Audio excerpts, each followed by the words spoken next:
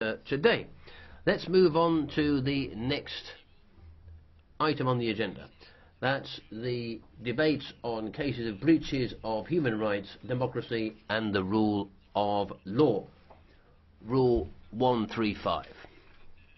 The first debate is that on Uganda, the arrest of parliamentarians from the opposition, and I'd like to welcome Ms Mogherini, who is with us for this debate. Our first speaker is Mr Tannock. Mr President, it's unclear exactly what happened on the 13th of August this year in a northwest province of Uganda during political campaigning for a by-election. President Museveni's vehicle was indeed attacked, but lethal force was used against protesters. Opposition politicians such as Robert Kyagulanyi were detained and allegedly even tortured. But this lack of clarity over the facts does not mask the definite rising of concern expressed over increased repression of the political opposition in Uganda. The deterioration of fundamental freedoms of expression, assembly and association in Uganda is indeed worrying, as are President Museveni's efforts now to entrench his power by changing the law allowing a president to hold office over the age of 75. Over the next 3 years, before the elections in 2021, the international community must watch closely and call on the Museveni government to investigate all human rights abuses, uphold the rule of law and freedom of speech, and to fight hard to prevent election fraud and corruption. Thank you. Thank you. Ms Heybuch. Thank you very much, President. Do we really want to be partners in crime? Because that's what we become if we remain silent. If members of parliament, if journalists are put behind bars, if they are beaten in detention and tortured and abuses of human rights, if this happens, then we as Greens cannot accept this. It has to be stopped. We as Greens stand at the side of Bobi Wine. He's not just an opposition leader, he's a figurehead for young people. He teaches democracy and peace to them. He fights for human rights. And his voice cannot be silenced. We demand the release of the prisoners. We demand an investigation into the incident and criminal procedures against those culpable, including the police. In cooperation development with Uganda, we have to look at their own Human Rights Commission that they have established and support it so that it does not remain a paper tiger. We have an opportunity to exert pressure, and we must exert pressure. Thank you. Gracias, señora Kienge. Thanks, Ms Kienge. Thank you, Mr President. If Uganda is showing that it is a country that will receive refugees, 1.4 million refugees are there today, but we still can't close our eyes to events which undermine human rights. There's now the law of not allowing people over the age of 65 to stand in presidential elections, and President Museveni's been in office since 1986, and despite the fact that he's older than the law permits, he's going to stand in the next elections as well. And violence has broken out all over Uganda because of this. And the police have been at the centre of violence in political demonstrations and debates. And the arrest of Bobi Wine and other parliamentarians from the opposition can't be neglected. People have been injured and have even died. This is an attack on the freedom of expression, and we can't allow fundamental rights to be threatened by violence. I do hope that Bobi Wine makes a quick recovery. Thank you, President. Gracias, señora Sánchez. Thanks, Ms Sanchez. Gracias, señor presidente. Thank you, Mr. President. On the 13th of August this year, the army and police of Uganda arrested 4 members of the opposition parliament, at least 2 journalists and 29 people before local elections. They were also beaten up. The lawyers of the accused were told that those detained were tortured while in detention. This quite clearly underscores the violations of freedom of association and freedom of expression in Uganda. But President Museveni, who's been in power since 1986, who's been accused of rigged elections, still enjoys substantial Western support. Previously, he was supported for fighting jihadi terrorism, now also for delivering on our migratory policy objectives. In other words, Uganda does our dirty work, keeps out Congolese and Somalia refugees who are fleeing war and misery. That's why they're partners. The EU is being inconsistent. The EU must condemn the authoritarian state and stand by fundamental freedoms and human rights once and for all. Thank you. Señor Zeller. Thank you, Mr. Zeller. Thank you very much, President. Uganda is essential for the stability in Central Eastern Africa. Uganda is involved in peace maintenance missions in Africa. They're taking refugees from Congo and from South Sudan. They're an important partner for Europe. It's all the more worrying then, given the situation as well. Since 1986, President Museveni has been ruling with an iron hand, and given the limitations on age, he is nevertheless applying to stand for election.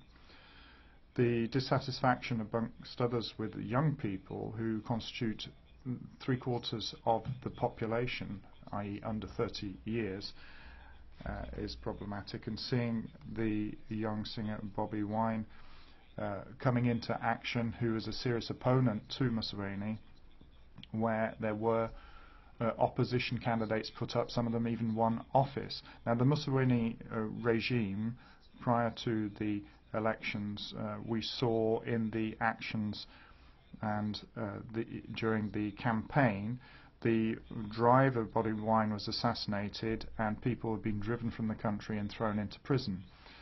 The incidents in August have to be investigated. Democratic development is what needs to be supported by us. Gracias, señor Zeller. Señor. Thank you, Ms. Zaake. Thank you, President, High Representative and colleagues. The arrest of Ugandan opposition politicians, as well as of commitment of serious human rights violations, such as extrajudicial killings, the excessive use of force, were actually reason for the UN High Commissioner to call for an independent investigation and to ask for the perpetrators to be brought to justice. And this House today echoes that call. We also urge the respect for the independence of parliamentarians. I think that is vital for the future of Uganda, as well as respect of the freedom of expression and to respect the role of an independent media. All our EU programmes are conditional upon the respect for human rights, and I think we should not hesitate to use that leverage also when it comes to Uganda, in order to stand for our principles and to stand with the people in Uganda who are worried, such as the Human Rights Commission there as well. Thank you. Muchas gracias, señor. Thank you, Mr. Preda. Thank you, President.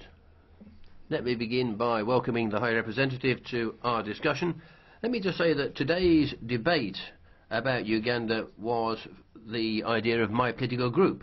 I think that as MPs, we can't remain indifferent when elected members are arrested in such worrying conditions. The freedom to exercise one's mandate as elected MP, Parliament's independence are crucial elements of a democratic society. That's not happening in Uganda, where opposition members have been regularly intimidated, and the arrest of Bobi Wine and 3 colleagues is just the most recent example of this. We need to condemn in the strongest terms and insist that the trumped-up accusations are dropped. Since we have development cooperation with Uganda, I think we do have the chance to put effective pressure on them and improve the situation. Thank you. Thank you, Mr. Benifei. Sì, grazie, Presidente. Thank you, President. President Museveni has been repressing the opposition for many, many years. Activists, young Democrats, Brenda Nambukena. There's all sorts of other activists who have been arrested and tortured over the years. Now we see the shocking Bobi Wine case and the arrest of journalists and a further worsening of the state of law and democracy. We need to act, and we need to act now. We have European programmes which apply here. I'm thinking about development cooperation, budgetary assistance. These things should genuinely be conditioned on respect for human rights. Europe can't be an indirect accomplice for the ongoing and growing abuses of ordinary people and democracy in Uganda. Thank you, President. Gracias, señor Corrao. Thank you, Mr. Corrao. Sì, grazie Presidente. Thank you, President. The right to demonstrate and the right of free association are at the base of any democracy. But the Ugandan government doesn't seem to agree. We see beatings, shootings, tortures of opposition members and over 30 other people. This is a country where arrests of the opposition are the rule rather than the exception. We need to tackle this at the root, colleagues. We've got a president, we've got a government that violates the independence and prerogatives of Parliament. It goes far beyond simple civil rights violations. It's an attack on the rule of law itself. The right of freedom of expression and association have been violated, and Europe needs to make certain that Uganda restores these rights. We are providing development aid and budget support programmes to strengthen the rights of human and civil rights in Uganda. We should make certain that they really are applied. Thank you very much. Good morning. Welcome to the High Representative. And now, Mr. Colombier from the ENF Group. La procédure de jugement dans the courts martial used against opposition members in Uganda must make us question whether there's rule of law there. Now, if they'd committed crimes, they should go to civil courts.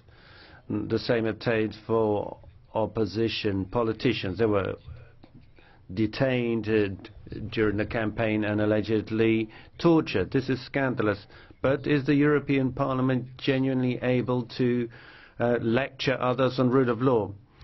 Hungary, which has a sovereign people, managed to claw back its freedom from communism, but here in this chamber its sovereignty was attacked. Ditto Poland.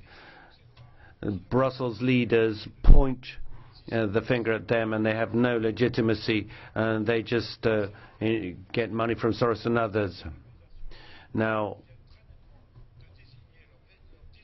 these countries have quite clearly democratically elected their leaders, but can we really criticize Uganda? The only democracy is based on universal suffrage and respect of sovereignty. Thank you.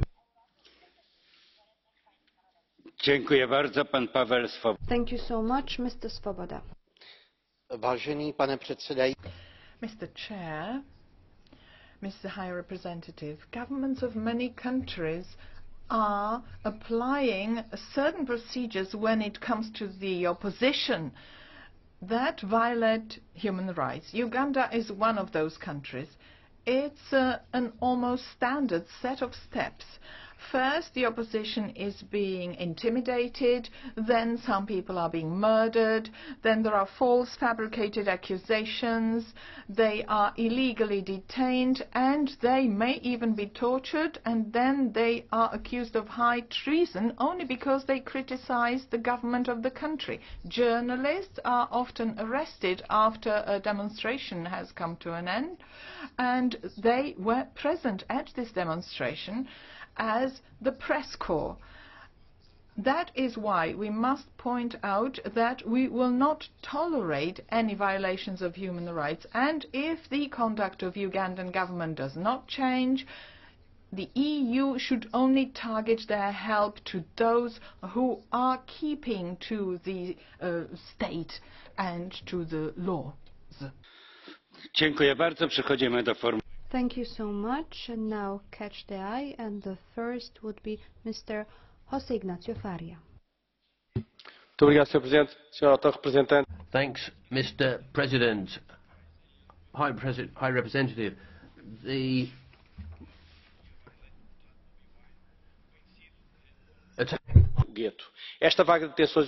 attack on Bobi Wine has been something which has led to protests which in turn have been repressed. We need to make certain this is investigated. Once again, we're talking about the question of fundamental freedoms in Uganda, and the regime is continuing to allow attacks on its own people, even the murders of children in ritual activities and the repression of homosexuality. We need to give a clear signal, Madam High Representative. We need to call for the freeing of anybody who's been arrested and imprisoned from the opposition.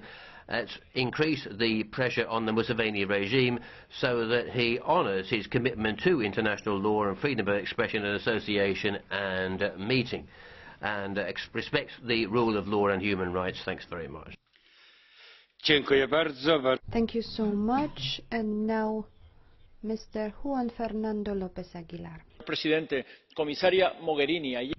Commissioner, Ms. Mogherini, in the State of the Union speech, President Juncker underlined the importance of EU's foreign policy, but that can't undermine our commitment to the rule of law and democracy. Uganda has been praised for cooperation on migratory issues, but that doesn't mean we can turn a blind eye to authoritarian drift and a reformed constitution which allows Museveni to be re-elected forever. I mean, he's been in power for 38 years. He is competing with Guinea and other countries and their autocrats.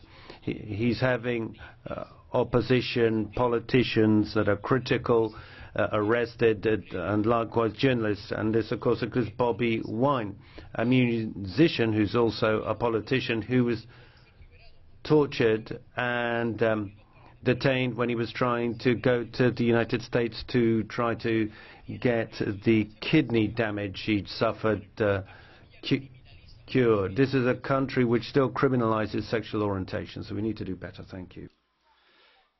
Thank you so much. Mr. Sean Kelly. Thank you, President. I agree with my colleagues. With regard to this report, we cannot put up with what is going on in Uganda. There is no freedom. We have a dictator in place. He's been there for many years. He doesn't want there to be an opposition or anyone speaking out against him. Anyone who does so is put in prison. It's the exact same with the press. Therefore, as my friend Swabada said, we have to look at the development cooperation that we and the money that we give to Uganda, and this has to be conditioned to respect of human rights and democracy. Therefore, it is very important that we look at this and maybe even pull back a bit in our aid to Uganda until they respect human rights and democracy. Thank you. Thank you very much. Mr. Christian Porunzulika. Bardzo dziękuję, Panie President. Dear colleagues, High Representative, I share the opinion that it is vital for the Ugandan democracy to ensure the independence of the parliament as an institution and the independence of the mandate of its members, while ensuring free pursuit of their mandates. Moreover, I support the call to launch a prompt, independent, impartial and effective investigation into the killing of Mr. Karvuma and into reports of deaths and excessive use of force during the protests. The authorities should guarantee, protect and promote fundamental rights, including the civil and political rights of its citizens, such as freedom of speech and freedom of assembly. And allow me to praise also the High Representative position on this subject. And I take this opportunity, in this room, in this chamber, to praise you, High Representative, for your hard work and for your smart work in order to enhance the influence of the European Union and to make the European Union more visible within the international affairs. Mille grazie. Dziękuję bardzo, skończyliśmy wystąpienia. Thank you very much. And now I would like to give the floor to High Representative Commissioner Mogherini. Let me start with something that doesn't relate directly to the issue we discuss today, because every month we meet to discuss about human rights violations and to take action. And I think it is important for me to say a few words on the system that we have built together to assess human rights violations and ensure accountability, bring the perpetrators to justice. Because today the existence of the International Criminal Court is being questioned, and I think it is important to say in this hemicycle, formally and clearly, that it is not questioned by the European Union and that we will continue to strongly and fully support the ICC and its work. Thank you. I know that this is the strong position of this Parliament, of all our Member States, because we remember very well when 20 years ago in Rome finally the statute of the ICC was ratified. We remember very well that after Rwanda and the war in the Balkans, the world needed real change, and we all know that the International Criminal Court has brought that change. It has strengthened universal justice beyond power politics and beyond geopolitical interests. It has made clear that justice is not an enemy of reconciliation, but rather the contrary. It is the basis for reconciliation, and when the victims feel powerless, when crimes are met with impunity, that reconciliation is much harder to achieve, and that accountability is essential to build the foundations for peace. So the court may not be perfect, but the best way forward for us is not to dismantle our global institutions. The way forward for us is to make them stronger and to build a strong, more effective multilateral system. And this is why, once again, I want to state it very clearly and very strongly in this room, this is why the European Union will continue to be a strong supporter of the ICC, and I count on your support in this work that is ahead of us in this field.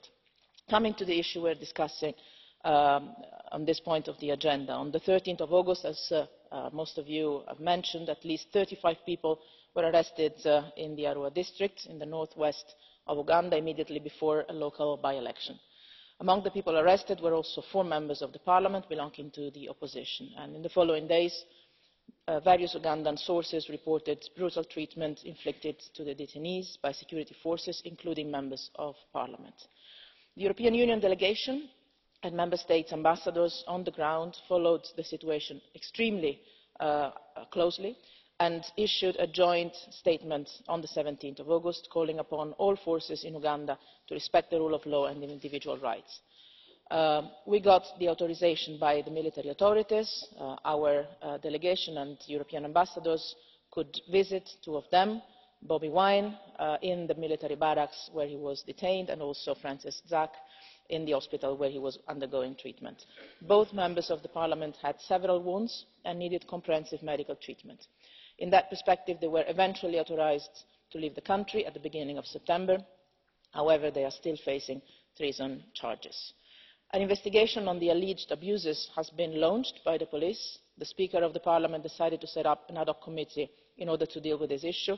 Finally, a report of the Ugandan Human Rights Commission is also expected, and we will wait for the conclusions of these investigations. But let me state once again very clearly that security forces have a duty to respect everyone's freedom to peacefully demonstrate for their opinions. The allegations of torture are serious and, if confirmed, perpetrators must be prosecuted and victims must obtain redress. Uganda has unfortunately a long history of violence and conflict, and we know very well that its people deserve some peace and the right to peacefully express their opinion. We have made this position very clear to the Ugandan government and we will continue to engage so that responsibilities can be established and perpetrators are brought to justice. Thank you. Dziękuję bardzo pani Mogherini. Thank you very much. I have received 4 draft resolutions to conclude this debate. The vote will take place later. And now we move on to the next topic. Myanmar and Burma, in particular the case of journalists Wa Lone Ikiao So O. We will start with the authors.